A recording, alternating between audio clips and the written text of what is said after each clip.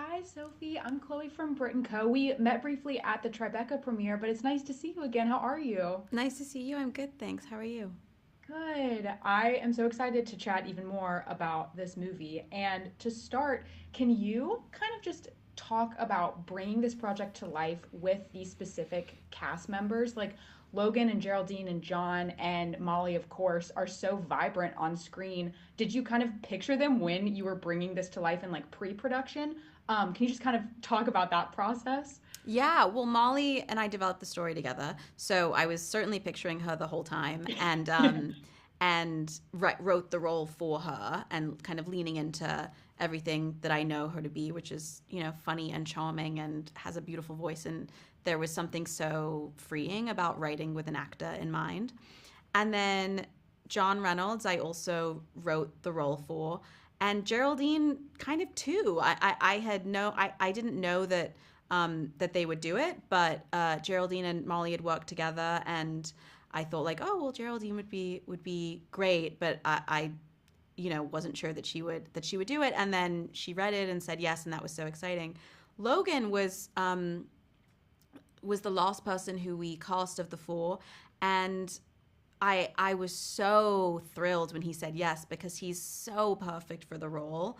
I Yeah. think it's the kind of character where if you have an actor who was actually too much of an Isaac, it probably wouldn't work as well. But he's such an unbelievable actor, so funny, so sneakily funny, and he's also like a sweet, kind person who has all of this depth and nuance. And I never wanted Isaac to feel one note or feel simplified. And Logan, I felt so safe with knowing he would bring all of the nuance to the character. Yes. Oh, I love that. That's an amazing. And I love talking to creatives and asking, where are you finding inspiration right now? Like, so much of your work inspires so many other people, but how are you kind of filling your cup creatively? Mm.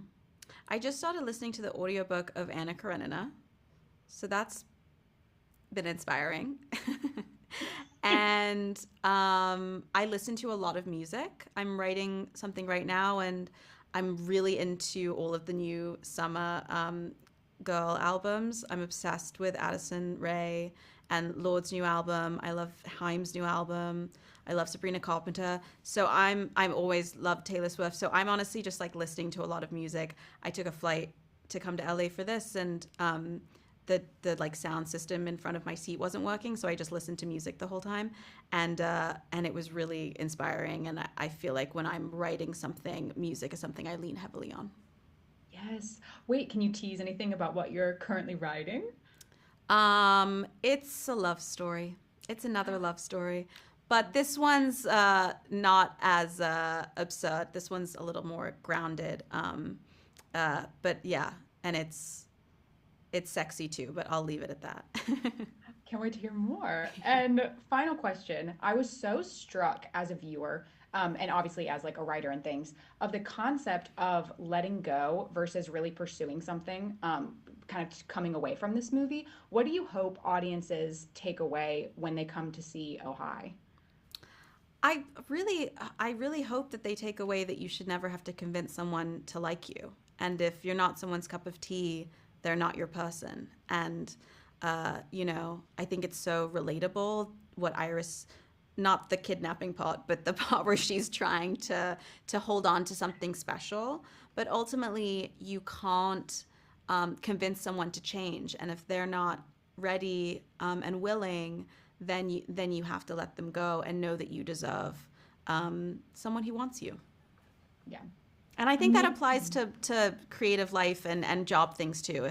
If you Yeah. interview for a job and they don't want you, that's not your job. You're gonna find the right one for you. So true. Well, thank you so much for chatting with me. Thank you. Congratulations on this movie again. I hope you have a great rest of your day. Thanks so much. Bye.